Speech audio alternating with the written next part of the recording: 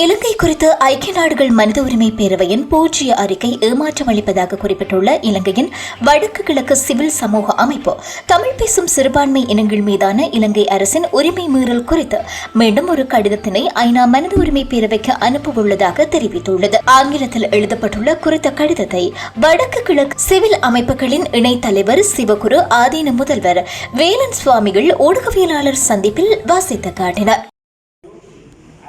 Velan Swamigal, co-leader of the Potthivil to Polihandi, the civil protest rally organizing team. On the behalf of Northeast civil societies and Potthivil to Polihandi P2P movement, today we take this opportunity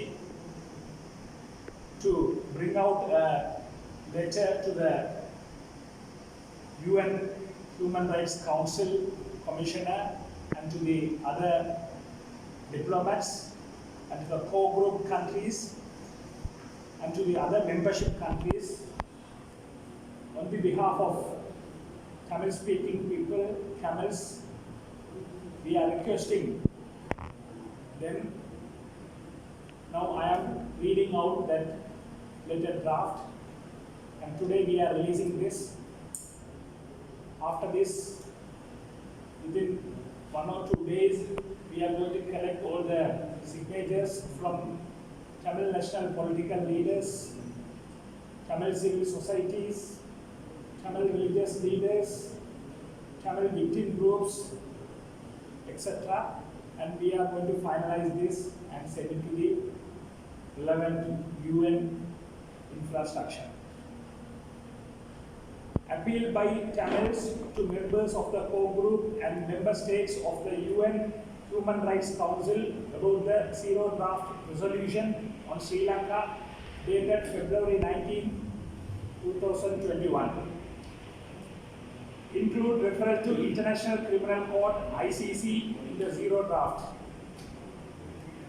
Either undersigned leaders from Tamil national political parties, Tamil victim groups, Northeast civil societies and religious groups feel that the Human Rights Council zero draft resolution dated February 19, 2021 does not meet even the basic expectation of the Tamil community, especially on international accountability for atrocity crimes including mass killings of Tamils and rape of Tamil women by the Sri Lankan security forces. We are writing to appeal to members of the core group on Sri Lanka and to member states of the UN Human Rights Council to include in the zero draft to refer Sri Lanka to the International Criminal Court ICC for war crimes, crimes against humanity and genocide committed against the Tamil people by the Sri Lankan state. Due to the serious nature of the situation, Tamils unitedly sent a letter over a month ago to you on January 15, 2021, urging Sri Lanka to be referred to the International Criminal Court ICC. This call was validated by tens of thousands of Tamils in a recent rally called Potthivil to Polihandi P2P, which was organized by the Northeast civil societies. We specifically urge you this request after losing any hope of getting justice for war crimes, crimes against humanity and genocide committed against Tamil people by the Sri Lankan state. Not referring Sri Lanka to ICC will not only open the doors for abusers of atrocity crimes to escape justice, but it will also embolden Sri Lankan political leaders and security force leaders to commit international crimes against Tamil people without any hesitation, knowing well that they will not have to face justice. We strongly urge you to seriously consider this risk Tamil people will face if Sri Lanka is not referred to the International Criminal Court ICC. Furthermore, the current High Commissioner of Human Rights, Michelle Bachelet, in her report dated 27th January 2021, urged UN Human Rights Council member states to take steps forward toward the referral of the situation in Sri Lanka to the International Criminal Court.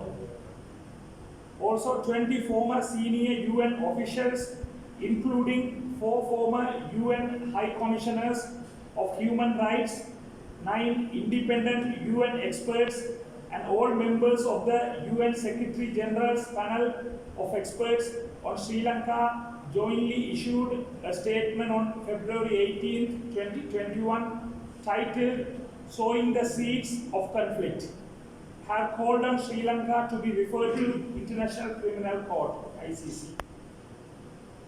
The fact is that Sri Lanka has made its justice institutions unavailable to its own victims. We therefore echo the High Commissioner's recommendations to work with victims and their representatives to pursue justice through universal or extraterritorial jurisdiction, existing international avenues for accountability, such as the International Criminal Court, should be considered, said the report.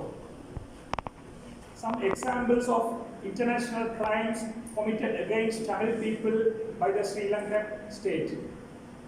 1. According to the March 2011 report of the UN Secretary General's panel of experts on accountability in Sri Lanka, stated that war crimes and crimes against humanity were committed during the final stages of the armed conflict, and around 40,000 Tamil civilians were killed in the final 6 months of the war that ended in May 2009. Number 2, according to the November 2012 report of the UN Secretary General's Internal Review Panel on UN Action in Sri Lanka, over 70,000 Tamils were unaccounted for during the final 6 months of the war that ended in May 2009. Number 3, several were killed when Sri Lankan forces repeatedly bombed and shelled an area designated by the government as no-fire zones, safe zones. Even hospitals and food distribution centers were bombed. Several also died of starvation and bled to death due to lack of medical treatment.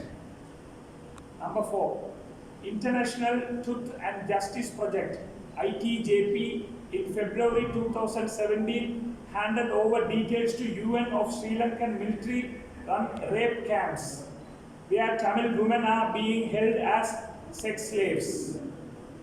Number 5, according to UK Foreign and Commonwealth Office report on April 2013, there are over 90,000 Tamil war widows in Sri Lanka.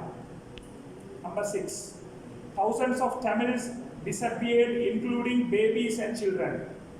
UN Working Group on Enforced Disappearances stated that the second highest number of enforced disappearance cases in the world is from Sri Lanka. History of false promises by the Sri Lankan government on accountability for international crimes.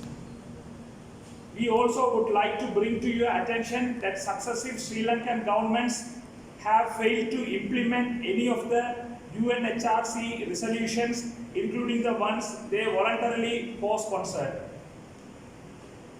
The previous government not only failed to take any meaningful steps to implement the resolution that it co-sponsored, on the contrary, the President, Prime Minister and senior members of the government have repeatedly and categorically stated that they will not implement the UNHRC resolution. The current new government went one step further and officially withdrew from the co-sponsorship of the resolutions 30/1, 34/1 and 40/1, and walked away from the UNHRC accountability process.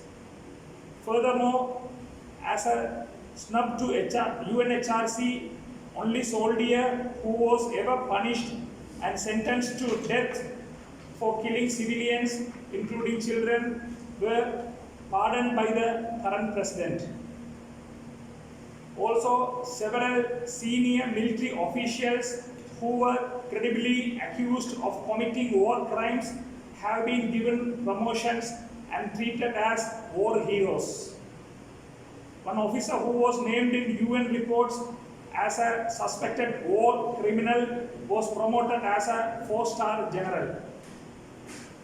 We appeal to you to take our appeal seriously and include referral to International Criminal Court ICC in the zero draft resolution.